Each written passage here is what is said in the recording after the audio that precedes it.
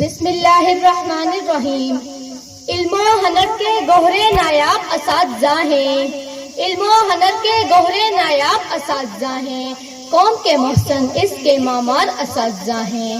میں کیا خراج تحسین پیش کر سکوں گا، میری ساری لفظوں کی وجہ اساتذہ ہیں۔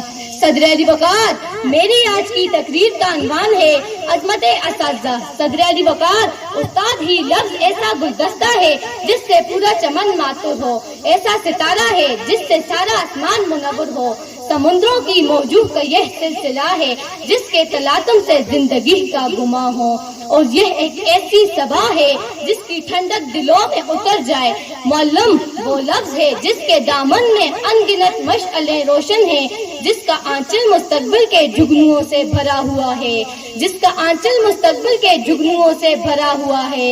اگر ہم اس لفظ کے پرت کھولیں تو شاید پتہ کرنے میں عمر بیت جائے۔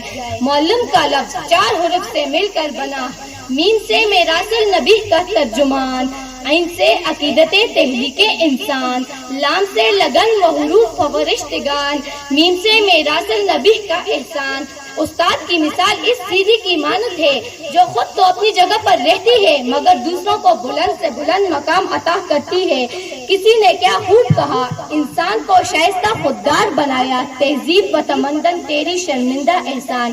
صدر علی وقار، اللہ تعالیٰ نے اس دنیا میں انسان کو اپنا نائب مقرر کیا، پھر اس نائب کو معلم کے درجے پر فائز کیا۔ اللہ تعالیٰ نے اس دنیا میں سب سے محترم اور مقدس پیشہ استاد کا رکھا کہ اس نے اپنے محبوب محمد صلی اللہ علیہ وآلہ وسلم کو معلم بنا کر بھیجا۔ صدر علی وقار، علم کسی قسم کا بھی ہو وہ معلم کی مرہون منت ہوتا ہے۔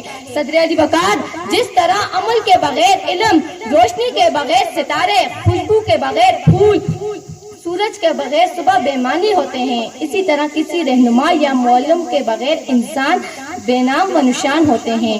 یہ استاد ہی تو ہوتے ہیں جو اپنی معمار قوم کہلاتے ہیں۔ تو آخر میں صرف یہی کہنا چاہوں گا، استاد تیری عظمت کو سلام، استاد تیری عظمت کو سلام۔